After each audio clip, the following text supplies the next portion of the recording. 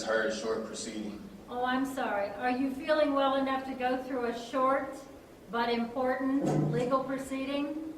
Yeah, I'll make it.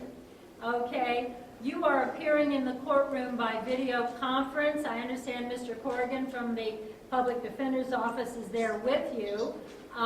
Is it permissible with you that we conduct your arraignment in this remote video conferencing fashion? Yes, it is. Okay, I'll show you waived your physical appearance in the arraignment room today. I also have to briefly go through with you your constitutional rights. This will take a minute. If you have any questions, you'll let us know, okay? Right. Well, it is my duty to advise you of your rights and to conduct this arraignment.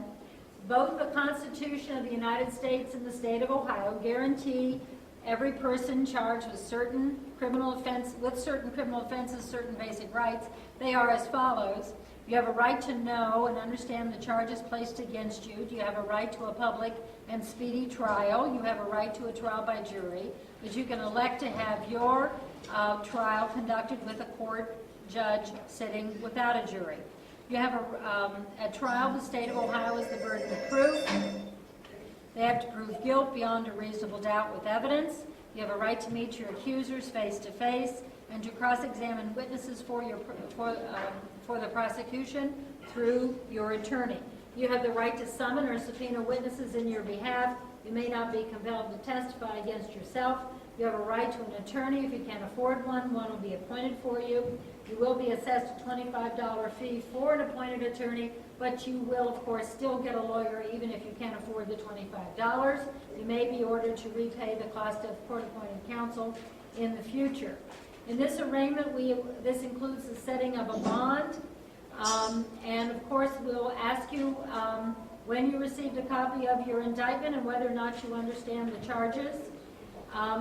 There is a requirement that you have 24 hours before you must answer an indictment, so if this morning is less than 24 hours since you received your indictment, you still can elect to skip the 24-hour waiting period and we can conclude your arraignment this morning.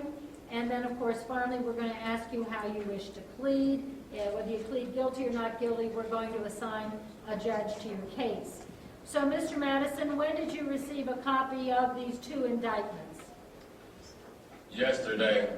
I believe it was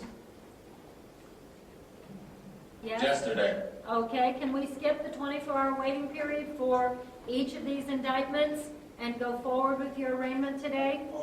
Yes, we can. Can we skip reading the indictments to you and enter a plea of not guilty to each and every charge in both indictments? Yes, we can. Okay. Yes. Now, in the 576419 case number, you're charged with a single count of failure to provide a notice of an address change, and in that, I'm setting a $25,000 bond. In the 576472 case, in which you're charged with a larger number of offenses, including aggravated murder, we're going to continue the bond set below in the amount of $6 million. Because you are charged with one or more sexually oriented offenses, particularly rape, you are ordered to submit to medical tests required by law. The sheriff will take the necessary steps to cause you to be examined by a physician who shall perform or order the performance of one or more tests to determine if you are a carrier of the virus that causes AIDS. These steps will include your detention in custody for a reasonable period to have the AIDS test performed. The results of the test will be communicated in strictest confidence to the court administrator, who will immediately notify the assigned judge of the test results. Both of these cases are placed on the docket of Judge Nancy R. McDonald. Let me ask you if you have counsel or the money to go get yourself counsel to represent you. No. I'll appoint two lawyers to represent you in the 576472 case, since you are entitled to two counsel on aggravated murder charges. In the 576419, I'll appoint a single lawyer to represent you. Judge McDonald will hold the pretrial in this case on August 5th at 9 o'clock. I believe this concludes your arraignment, Mr. Madison. Any questions or difficulties? No. Okay, thank you very much. Good day to you. Okay, excuse me, I misspoke about the first court appearance. It's August 6th, Tuesday, this coming Tuesday at 9 o'clock. This concludes our arraignment and our record appearance today.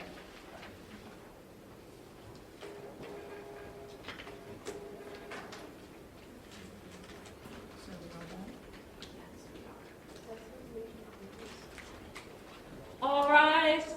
Court is now adjourned.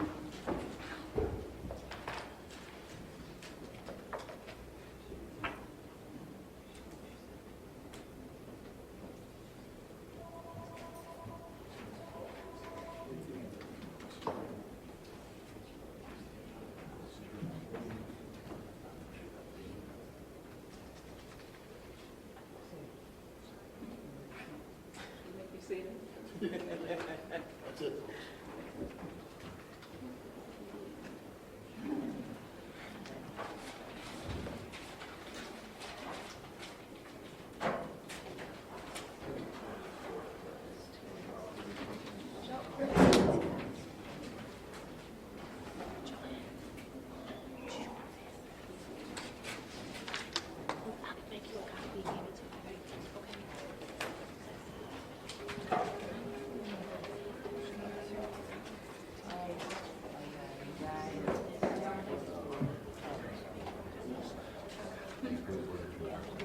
David Grant, lead and public defender.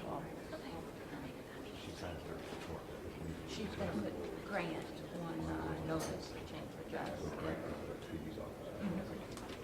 Did I hear correctly that my office is on the case as well? Yes. Thank you. I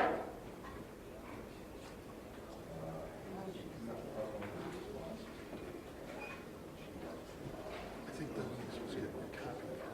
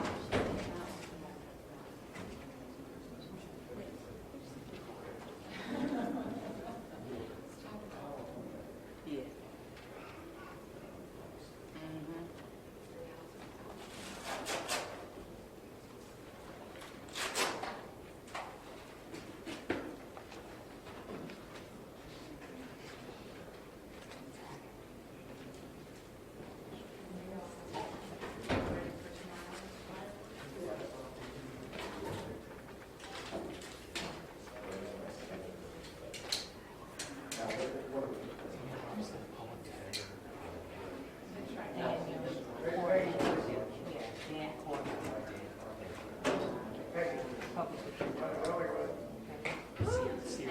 Like the Corvette, and then you spell me a C all over. Yeah. Okay. If I'm not mistaken, Don't they spell Dan Corrigan with the regular spelling Corrigan? Dan's name, Yeah, Corrigan. Corrigan, like the regular Corrigan. Corrigan.